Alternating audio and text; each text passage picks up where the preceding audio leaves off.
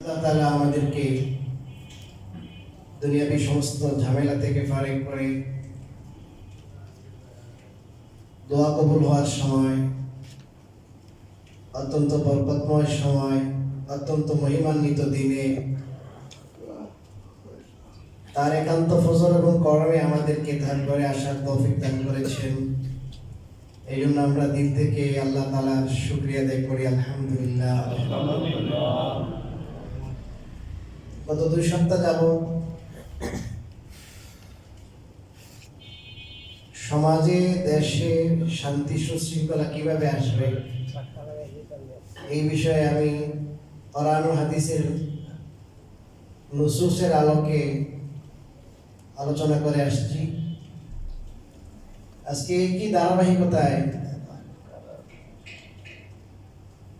মুসলমানের সম্মান, মুসলমানের সাথে আচার আচরণ কিভাবে হওয়া উচিত এবং মানুষকে কষ্ট দিলে তার পরিণতি কি, এই বিষয়ে সামান্য আলোকপাত করবো ইনশাল্লাহ। গত সপ্তাহে বলেছিলাম যে যদি মানুষের জান, মাল এবং মান অর্থাৎ ইজ্জত আবরুর হেফাজত হয়, তখনই একটা পরিবারের মধ্যে, সমাজের মধ্যে, দেশের মধ্যে শান্তি প্রতিষ্ঠা হয়। তো মানুষের মান সম্মান এটা অনেক বড় জিনিস। এই জন্যই আল্লাহ রাব্বুল আলামিন পবিত্র কোরআনে এবং রাসূল কারীম সাল্লাল্লাহু আলাইহি ওয়াসাল্লাম তার হাদিসে একাধিক জায়গায়, অনেক জায়গায় মানুষের ইজ্জত আবরুর উপর হামলা করা, মানুষকে বেইজ্জত করা, তুচ্ছ তাচ্ছিল্য করা, মানুষের পরনিন্দা করা, গীবত করা ইত্যাদি ইত্যাদি এসব বিষয়ে কঠোর বার্তা দিয়েছে। কোরআনে কারীমে আল্লাহ রাব্বুল আলামিন সূরা আহজাবে পরিষ্কার বলেছেন যে অহেতুক অন্যায়ভাবে কোনো মুমিন নর বা নারীকে, সে ছেলে হোক আর মেয়ে হোক, নর হোক নারী হোক, তাকে যদি কেউ কষ্ট দেয় অন্যায়ভাবে, তাহলে এটা অনেক বড় বুহতান, অনেক বড় অপবাদ। সে অপবাদকে নিজের কাঁধে বহন করল এবং এটা পরিষ্কার গুনাহ। এটা কত বড় গুনাহ! হাদিস শরীফে রাসূল কারীম সাল্লাল্লাহু আলাইহি ওয়াসাল্লাম বলেছেন, কিয়ামতের দিন আল্লাহর কাছে সবচেয়ে নিকৃষ্ট যেসব মানুষ হবে, সবচেয়ে নিকৃষ্ট দরজা, এই নিকৃষ্টতম স্তরের মধ্যে অন্যতম ওইসব ব্যক্তি যারা দুনিয়াতে এমন আচার আচরণ করত যে মানুষ তাদের আচরণে ক্ষুব্ধ হয়ে, বিরক্ত হয়ে তাদেরকে ছেড়ে দিত, সমাজে রাখতো না, যে ভাই এই লোকের মুখের ভাষা খারাপ, এই লোকের আচরণ খারাপ, এর সাথে চলাফেরা করা যাবে না। ছেলে মেয়েদেরকে সতর্ক করে, দলের মানুষকে সতর্ক করে, আপনার পরিবারের লোক, আশেপাশের যে পাড়া প্রতিবেশীর লোক আছে, যে ভাই এদের সাথে মিশিও, খুব খারাপ মানুষ, কয় না, খুব খারাপ মানুষ। এই খারাপ মানুষ মানে দুনিয়াতে সে নিগৃহীত হইল, দুনিয়াতে সে সমাজ থেকে বিচ্যুত হইল, শুধু এটুকু না, আল্লাহর কাছেও যে আপনার কাছে যেমন সে হীন, আপনার কাছে যেমন তার মর্তবা মর্যাদা একবারে নাই। হাদিসে আছে রাসূলুল্লাহ সাল্লাল্লাহু আলাইহি ওয়াসাল্লাম বলছেন যে কিয়ামতের দিনও সে সবচেয়ে নিকৃষ্ট হবে, আল্লাহর কাছে একবারে নিকৃষ্টতম দরজা ছিল, যে লোকের মুখের ভাষা খারাপ, যে লোক মানুষকে অন্যায়ভাবে কষ্ট দেয়, তো জঘন্য গুনাহ, খুব খারাপ জিনিস। একবার রাসূলুল্লাহ সাল্লাল্লাহু আলাইহি ওয়াসাল্লাম এক ব্যক্তি সম্পর্কে বললেন, এই ব্যক্তির থেকে যেন মানুষ বেঁচে থাকে, এই জন্য বলছেন, তার ব্যাপারে কিছু কথা বলছে। এরপর ওই লোকই আল্লাহ রাসূলের কাছে আসলেন। হযরত আয়েশা আশ্চর্যান্বিত হয়ে জিজ্ঞেস করলেন যে হুজুর, আপনি তো এই ব্যক্তির ব্যাপারে বললেন যে এক ব্যক্তির অবস্থা এই, আমরা যেন তার খারাপি থেকে বাঁচতে পারি, আপনি এই জন্যই বলেছিলেন, আপনি এখন থেকে এত সুন্দর কথা, মিষ্টি মিষ্টি কথা তার যদি বললেন। হাদিসে আছে আলান লাহুল কালাম, নরম নরম ভাষায় কথা বলেছে। হুজুর বলেন, আয়েশা, আল্লাহ রাব্বুল আলামিন যারা ফাহিশ, মুতাফাহিশ, বাযী, যাদের মুখের ভাষা খারাপ, এদেরকে আল্লাহ অপছন্দ করেন। এই জন্য সে যদিও খারাপ লোক, কিন্তু তার সাথে আমি খারাপ আচরণ করতে পারি না। যেহেতু আল্লাহ তাআলা যারা খারাপ আচরণ করে, যারা নিষ্ঠুর আচরণ করে, যাদের মুখের ভাষা খারাপ, এদেরকে আল্লাহ পছন্দ করে। এই জন্য তার সাথে আমি সুন্দর মার্জিত ভাষায় কি করছি, কথা বলছি। দেখেন, একবারে নাম করা মার্কা মারা খারাপ মানুষ, তার সাথেও রসুল কি বলেছেন বলেন, সুন্দর ভাষায়, মার্জিত ভাষায় সুন্দর করে কথা বলেছেন। বলছেন যে আল্লাহ তাআলা অপছন্দ করেন মার্জিত ভাষায় যারা কথা বলে না, যাদের মুখের ভাষা খারাপ। অনেক মানুষ দেখবেন শব্দ সুন্দর সুন্দর, কিন্তু এমন ভাবে কথা বলে তার চেহারার দিকে তাকাইলে মনে হয় যে মনে হয় ঝগড়া করতেছে, ভয়েসটা এমন। তো একদিন আমি একজনকে বললাম যে ভাই আপনি আস্তে কথা বলেন। আমার ভয়েস কেমন? এমন লোক আছে না ভাই? আমার কণ্ঠই এমন। তো আসলে এগুলো হলো কণ্ঠ এমন না, তার মনের অবস্থা, কলমের অবস্থা এমন, সে মনে করে আমি সব, আমি সব। এক বুজুর্গ একজনের সাথে কথা বলছেন, তো সে কথার ফাঁকে ওই লোক বললো, এই আপনি আমার চেনেন? আপনি কার সাথে কথা বলছেন? খুব ঠিকই গেছে সে, আপনি কার সাথে কথা বলছেন? আপনি চেনেন আমারে? ভাই আমি তো চিনি তোমারে।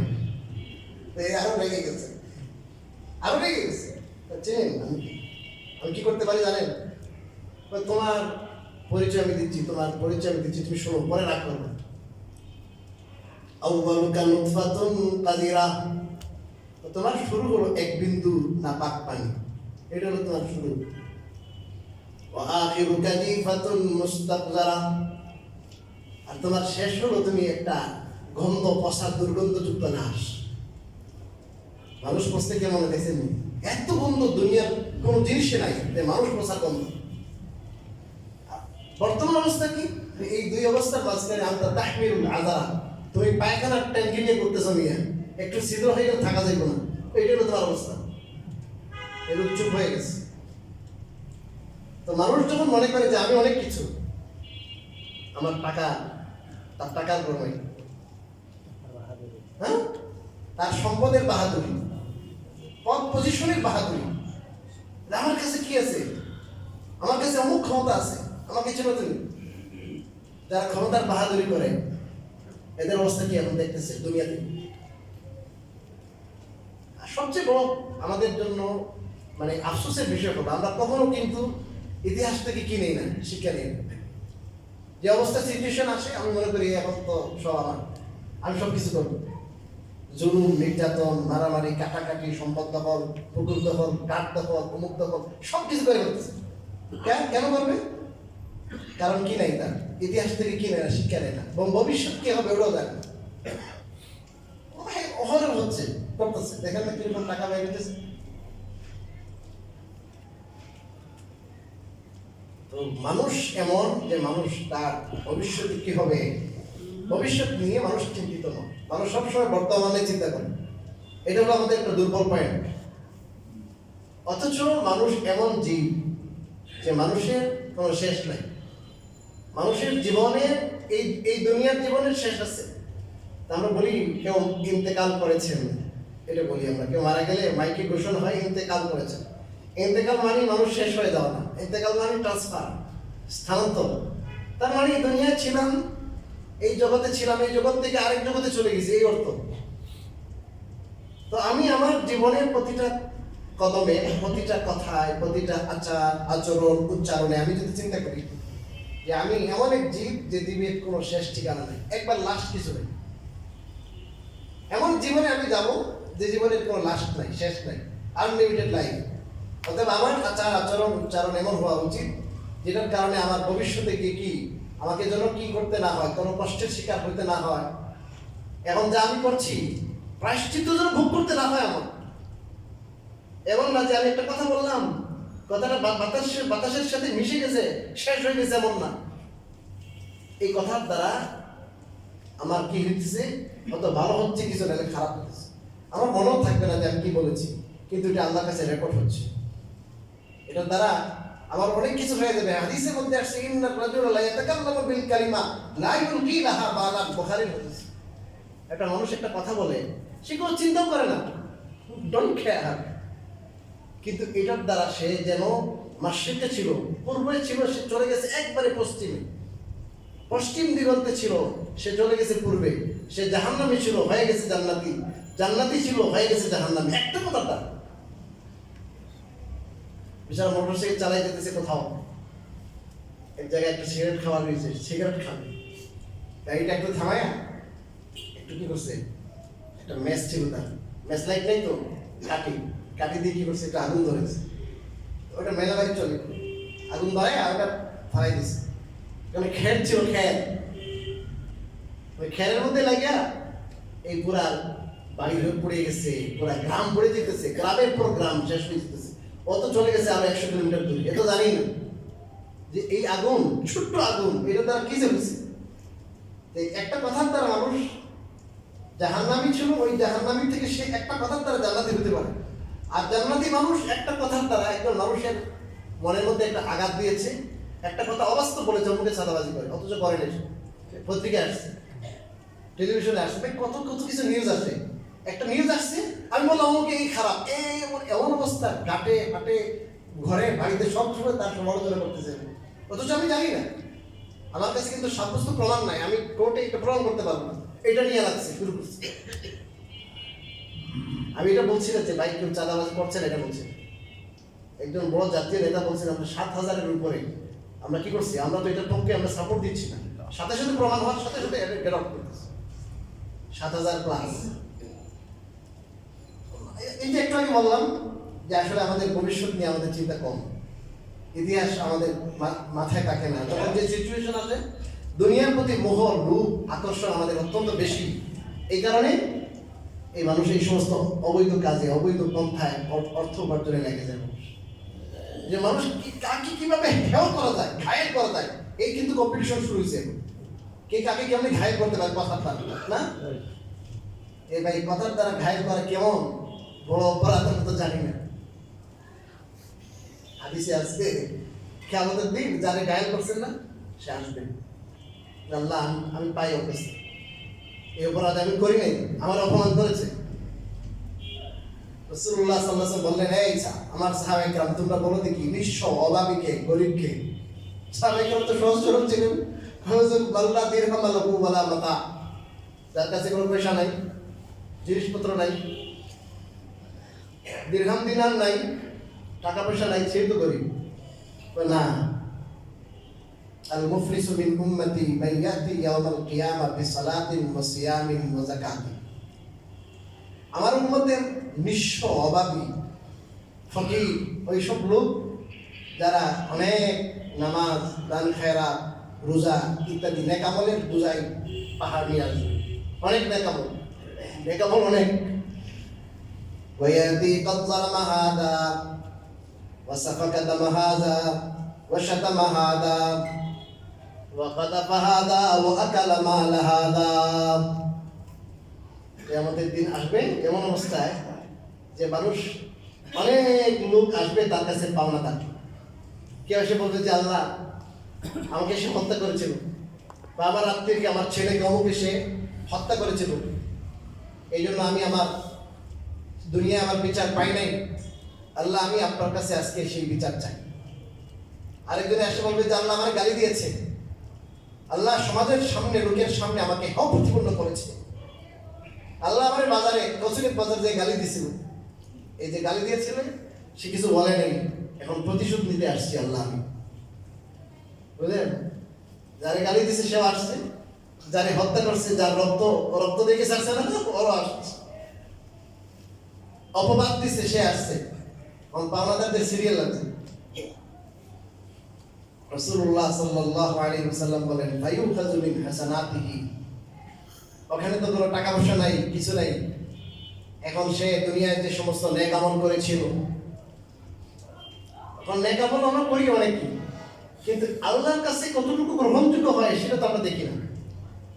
তো নেক আমল আল্লাহর কাছে যেগুলো গ্রহণ হয়েছে, এলাও হয়েছে, কবুল হয়েছে, ওই সমস্ত কবুল হওয়া নেক আমল দ্বারা যেগুলো ছিল, যেগুলো দ্বারা সে জান্নাতে যেতে পারতো, অনেক মর্যাদা তার উন্নত হইতো আখিরাতে, এই সমস্ত নেক আমল একটা নির্ধারিত পরিমাণে দিয়ে দেওয়া হবে ওই যারা পাওনাদারদের। যাও, তোমার গালি দিচ্ছে না, এই পরিমাণ নেক আমল নিয়ে যাও, এত রাকাত নামাজের সওয়াব নিয়ে যাও, এতটা রোজার সওয়াব নিয়ে যাও, হজের সওয়াব নিয়ে যাও, উমরার সওয়াব নিয়ে যাও, তারাবির সওয়াব নিয়ে যাও, তাহাজ্জুদের সওয়াব নিয়ে যাও, মসজিদে দান খেরাতের সওয়াব নিয়ে যাও।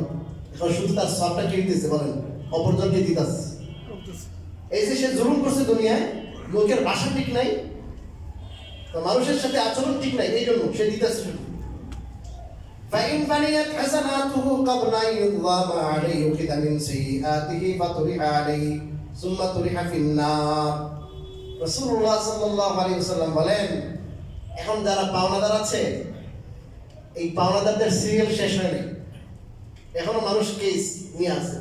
আল্লাহ আমারও দেখতেছি, আমি তো পাই, আমারও তো গালি দিচ্ছে, আল্লাহ আমারও মাল খাইছে, আল্লাহ আমার দোকান লুট করছে, আল্লাহ আমার তো ছাতাবাজি করছে। এখন এই লোকই সব দিতে দিতে তো তার নেক আমল নাই, সব শেষ, ছলে খালি নাই, কিছু নেই, একবারে জিরো। তখন আল্লাহ রাব্বুল আলামিন তখন বিচার করবেন যে ঠিক আছে, এবার বিচার হবে উল্টা।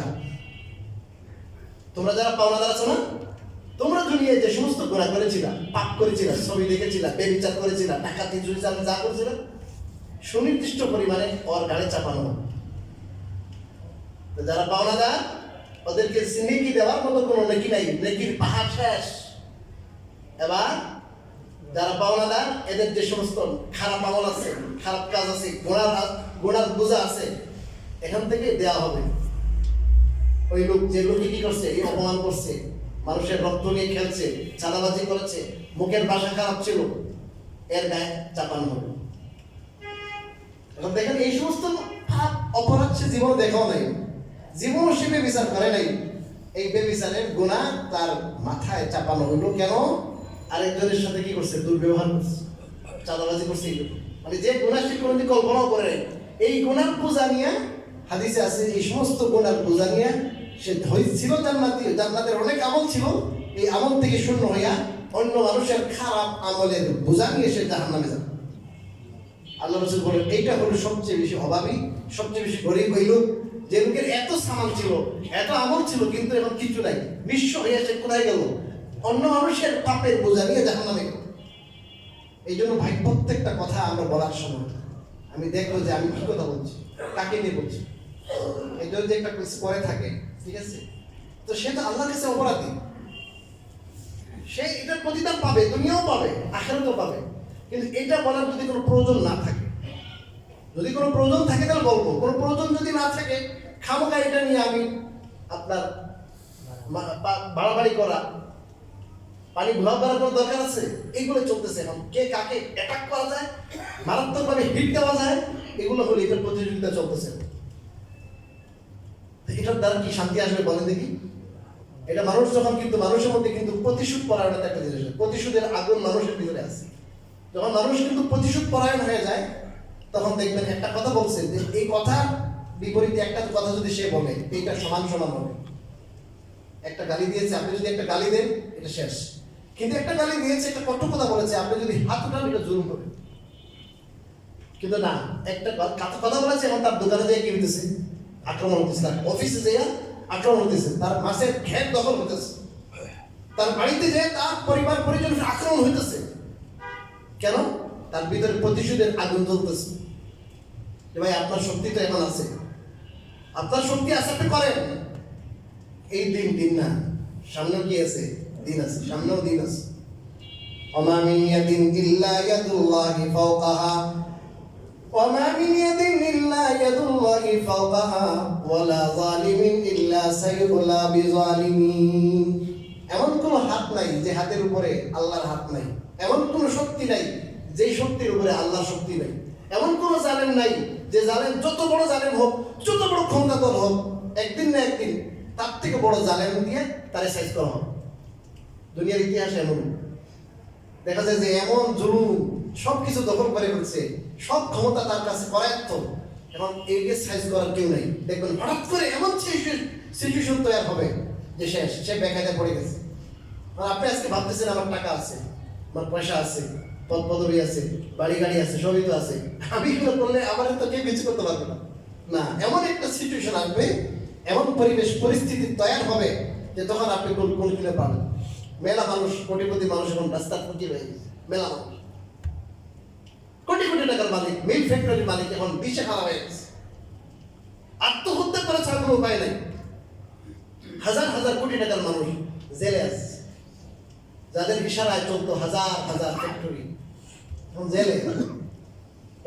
এই দেশের মানুষের 18 কোটি মানুষের হক তার গায়ে আছে, এরকম মানুষও আছে জেলের মধ্যে আছে।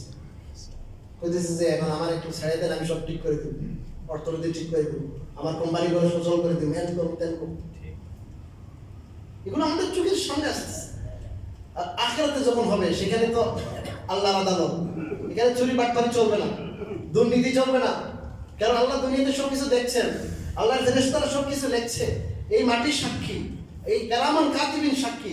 ওখানে তো কোনো দুর্নীতি নাই, ওখানে তো কোনো প্রেশার দেওয়া যাবে না, ওখানে কোনো দলের কেউ থাকবে না, তো ওখানে পাই পাই হিসাব হবে। এই জন্য মেরে মোহতারাম, আমি যে কোনো দল করতে পারি, আপনি যে কোনো দল করতে পারেন, দল করেন, তবে সেই দল করবেন যেই দল করলে পরে দুনিয়া অথবা আখিরাতে আপনাকে আফসোস করতে না।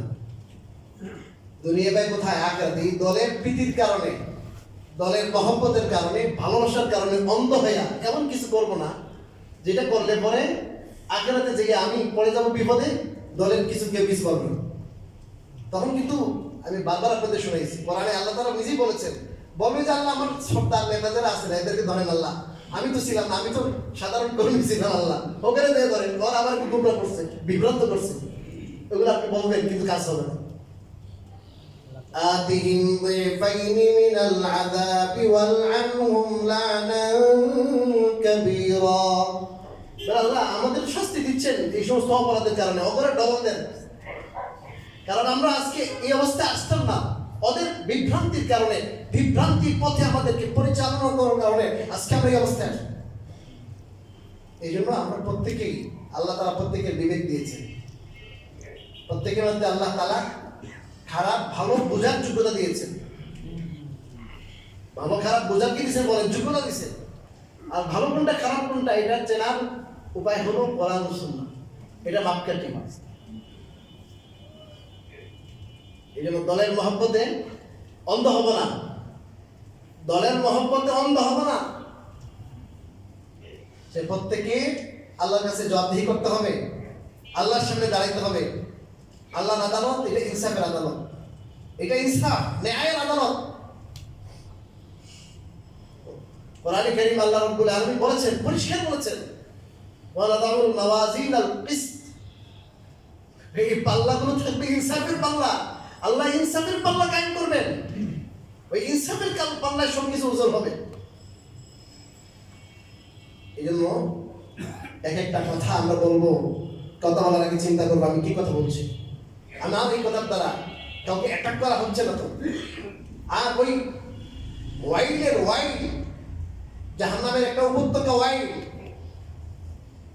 ধ্বংসাত্মক উপত্যকা। কোরআনে কারীম আল্লাহ পরিষ্কার করেছেন, ওয়াইলুল লিকুল্লি হুমাযাতিল লুমাযা।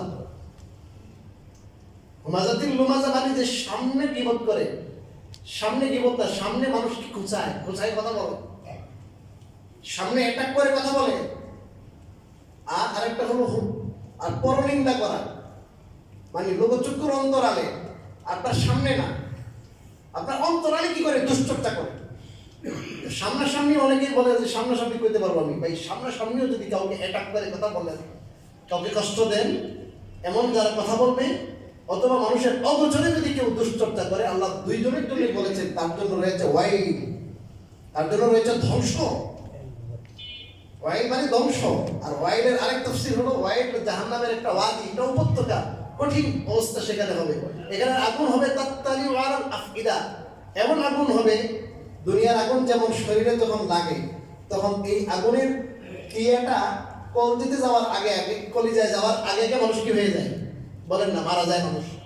আর জাহান্নামে যেহেতু কি নাই, মৌত নাই, এই জাহান্নামের আগুনের ছোঁয়া যখন শরীরে লাগবে, শরীরের চামড়া গলে যাবে, শরীরের সবকিছু পড়ে যাবে, এই পুড়ে তার মৌত আসবে না, তার একবারে কলজে যে লাগবে আগুনের তাপটা, তখন মানুষ চিল্লাবে, হাহাকার করবে, মানুষ কষ্ট করবে। এর হাজার ভাগের একবার কষ্ট করে দুনিয়ার মানুষের সাথে সাথে মারা যেত, কিন্তু যেহেতু মরার পরে আর মরণ নাই, মানুষ কোনোদিন আর মরবে না। এই জন্য আল্লাহ বলেন এমন আগুন এটা, এই আগুন যে মানুষের কলজে ধরবে, মানুষের দিলে যে লাগবে, দিলে যে লাগবে। ওই আগুন দ্বারা, এই সমস্ত দুশ্চর্চাকারী দ্বারা মানুষের সামনে দুশ্চর্চা করে, মানুষের সামনে খোঁচা দিয়ে কথা বলে, অ্যাটাক করে কথা বলে, মানুষের পরনিন্দা করে, আর মনে করেন সে চিন্তা করতেছে সে তো শুনতেছে না, সব আল্লাহর কাছে স্থগিত।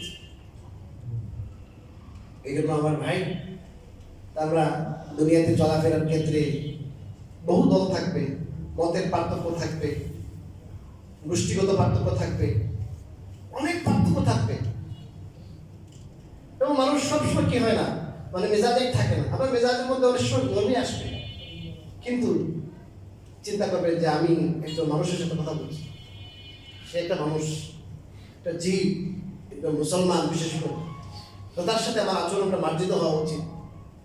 ভিতরে আপনার ক্ষোভটা থাকবে, কষ্টটা ভিতরে থাকুক, কিন্তু আপনি এই কষ্টটা ভিতরে রেখে যদি সুন্দর করে কথা বলেন, হাদিসে আছে রাসূলুল্লাহ সাল্লাল্লাহু আলাইহি ওয়াসাল্লাম বলেছেন, আপনাকে জান্নাতে হুর দেখানো হবে, সুন্দর সুন্দর রমণী দেখা হবে, বলবে যে তুমি কোনটাকে বিয়ে করবে বলো। হাদিসে আছে, তুমি যেটাকে বলবা আমি ওটার সাথে তোমার বিয়ে করে দেব। কেন? যারা ভিতরে গুসা আসছিল, রাগ আসছিল, সে রাগের বহিঃপ্রকাশ করে নাই, সে রাগকে দুনিয়াতে হজম করেছে। কি করেছে বলেন? হজম করেছে রাগ। আর রাগ আসছে এই জন্য আমার হাত উঠবে, রাগ আসছে এই জন্য আমার মুখের ভাষা খারাপ হবে, হতে পারে।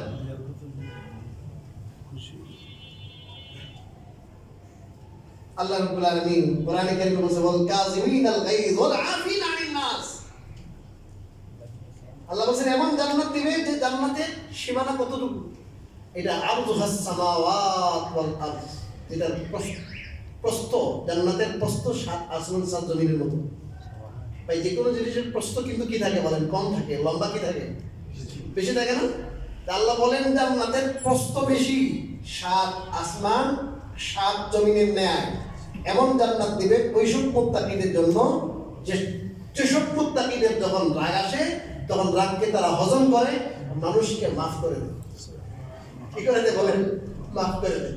আপনাদের একটা ঘটনা শোনাই, এটা না বলেই পারলাম না।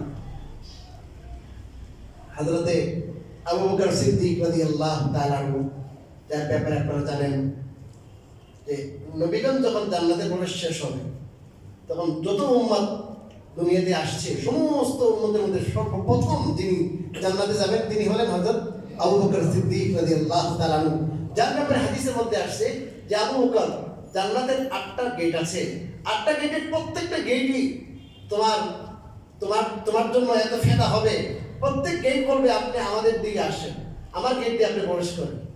আল্লাহ রাব্বুল আলামিন এই গেটকে কথা বলার কি দিবেন? শক্তি দিবেন। এমন এমন মর্যাদা, এমন ফজিলতের অধিকারী সাহাবী হযরত আবু বকর রাদিয়াল্লাহু তাআলা আনহু, তিনি একবার কষ্ট পাইলেন তার একজন আত্মীয়তে। কষ্টটা কেমন আপনারা জানেন, এক যুদ্ধ থেকে ফেরার সময় হযরত আয়েশা রাদিয়াল্লাহু তাআলা আনহার উপরে বেবিচারের অপবাদ দিয়েছিল মুনাফিক আব্দুল্লাহ বিন উবাই। এই আব্দুল্লাহ বিন উবাই মদিনায় আসার পরে এটাকে এমন বাতাস দিল, এই বাতাস দেওয়ার কারণে 3 জন সহজ সরল মুসলমান এরাও একটু সন্দেহ শুরু করলো যে না হইতে তো পারে। কার ব্যাপারে? আল্লাহ রাসূলের স্ত্রী আবু বকর রাদিয়াল্লাহু তাআলা আনহুর কি মেয়ে আয়েশা। আরে বাবা, তো আল্লাহ রাব্বুল আলামিন হযরত আয়েশা রাদিয়াল্লাহু তাআলা আনহার ব্যাপারে কোরআনে কারীমের 10টা আয়াত, সূরা নূরের 10টা আয়াত নাযিল করেছেন। হযরত আয়েশা বলেন আমার তো মনে মনে চিন্তা ছিল যে আল্লাহ রাব্বুল আলামিন এই যে সিচুয়েশন তৈরি হয়েছে, মুনাফিকরা এটাকে জাল দিতেছে, হাওয়া দিতেছে, আর আমার অপমান হচ্ছে, এগুলি তো রাতে ঘুমায় নাই। কান্না করতে করতে ওনার অশ্রু শেষ হয়ে গেছে, অশ্রু শেষ হয়ে গেছে। রাসূলুল্লাহ সাল্লাল্লাহু আলাইহি ওয়াসাল্লাম চিন্তিত, পেরেশান কি করবেন, কারণ তিনি তো যতক্ষণ পর্যন্ত ওহী আসবে না ততক্ষণ কিছু বলতে পারেন না। উনি কিছু বলেন না, আমার স্ত্রী নির্দোষ, আমার স্ত্রী নির্দোষ, তোমরা কি বলো, একটা কথা বলেন না। আবু বকর বলেন না, আবু বকরের স্ত্রীও বলেন না, আয়েশার বাবা আয়েশার মা কিছুই বলেন না, কারণ আমরা জানি সে পবিত্র। কিন্তু আল্লাহ তো আল্লাহ তো ওহী তো পাঠাবেন আল্লাহ, তারপরে আমরা কথা বলবো, এর আগে কথা বলবো। সবাই এই অবস্থায়, হযরত আয়েশা বড় দুশ্চিন্তায়, আল্লাহ কি হবে, আল্লাহ কি হবে, দোয়া করেন, রাত্রে ঘুমান না, অসুস্থ হয়ে পড়েছেন। আল্লাহ রাসূলকে বললেন যে আমাকে একটু অনুমতি দেন, আমি আমার বাবার ঘরে যাব। বলছেন ঠিক আছে যাও।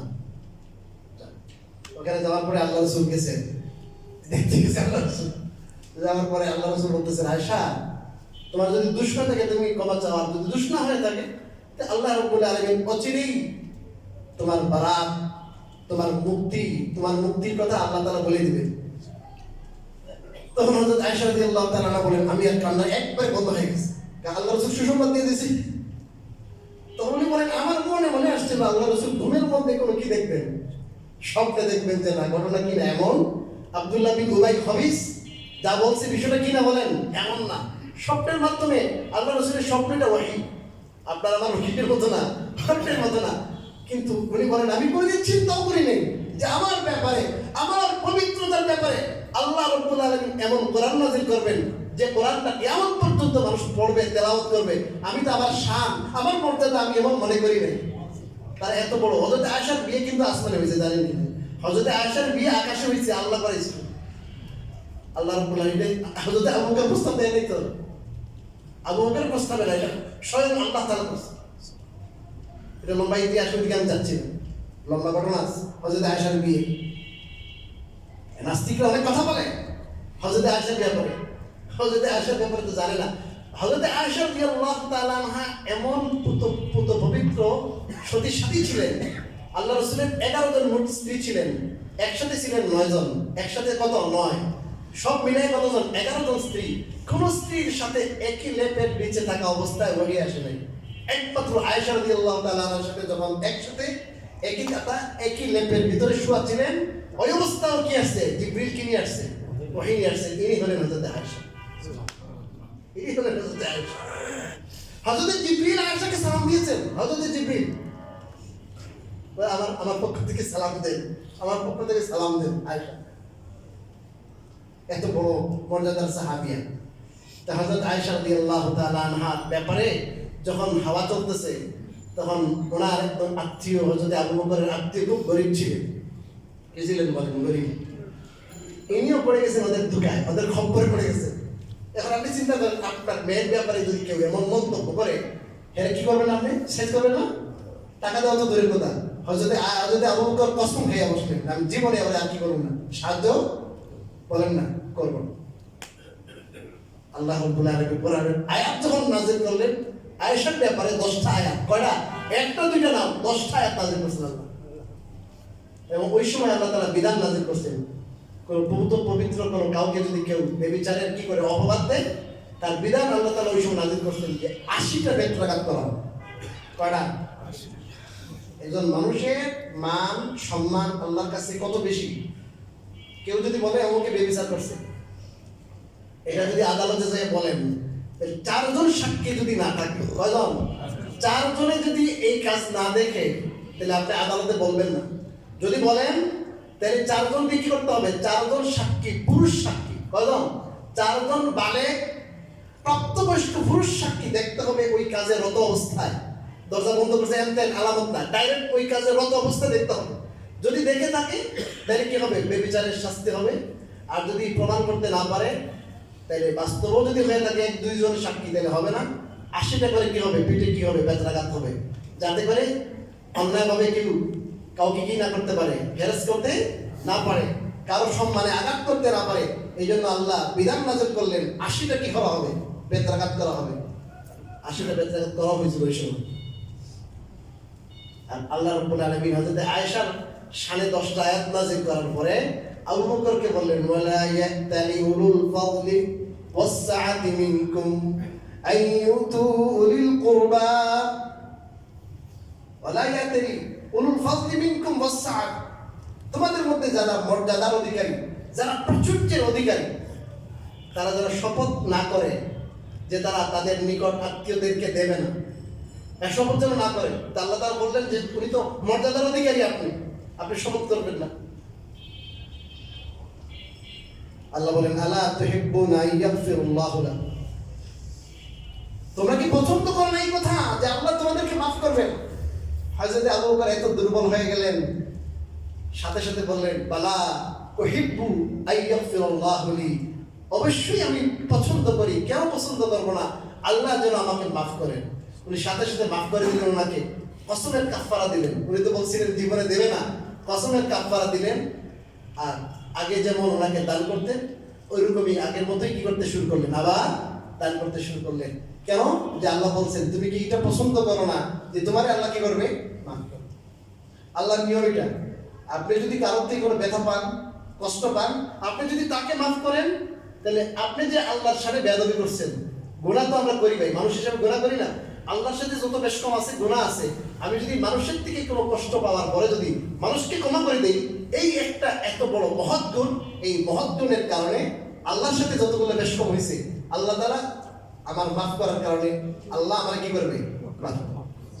আমার কথা কি বুঝতে পারছেন? যে আল্লাহর সাথে যে বেশকম করি, কত কিছু, কত গুনাহ করছি আমরা। আমি যদি মানুষকে মাফ করার মাত্রা থাকে, গুণ থাকে, তাহলে আল্লাহ তাআলাও সহজে কি করবে? মাফ করে। আর আমার যদি মনের মধ্যে শুধু কষ্ট নিয়ে বসে থাকে, কষ্ট জমা থাকে, স্ট্রোক থাকে, আমার বউ এটা করছে, আমার বউ এটা করছে, আর এই মানুষের তো বউই মাফ করতে পারে না।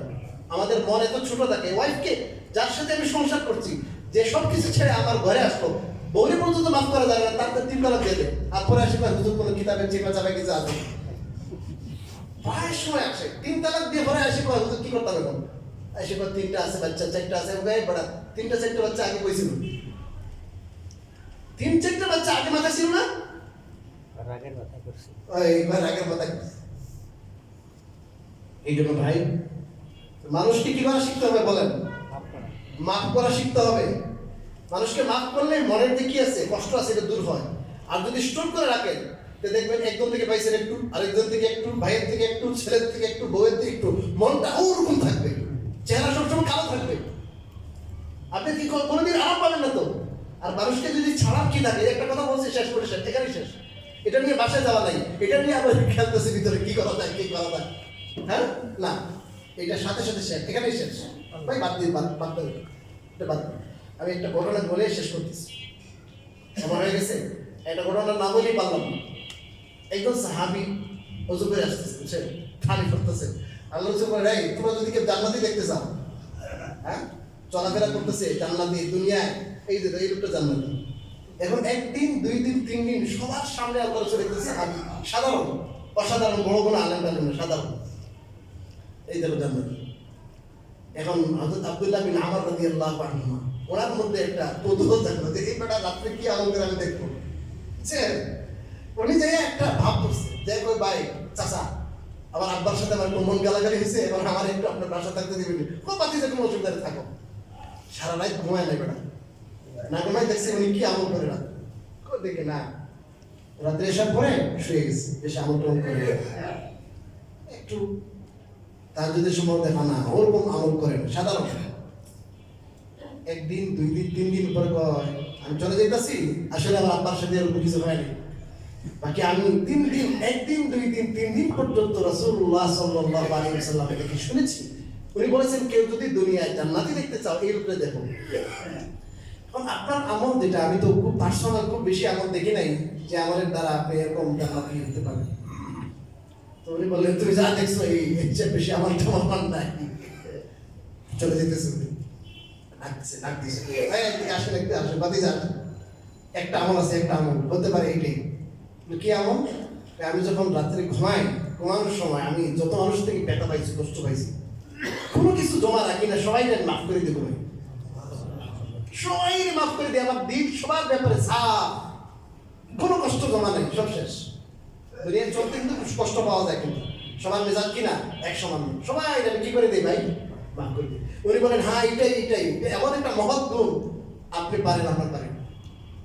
কারণ মানুষ তো খুব অন্তরে কি থেকে যায়। এই জন্য ভাই, আমরা কি করবো ভাই, মানুষকে মাফ করবো, কটু কথা বলবো না। যত বড় অপরাধী হোক, তার সাথে আমার আচরণটা হবে মার্জিত আচরণ, সুন্দর আচরণ। আল্লাহ রাব্বুল আলামিন আমাদের সবাইকে কথাগুলো বোঝার এবং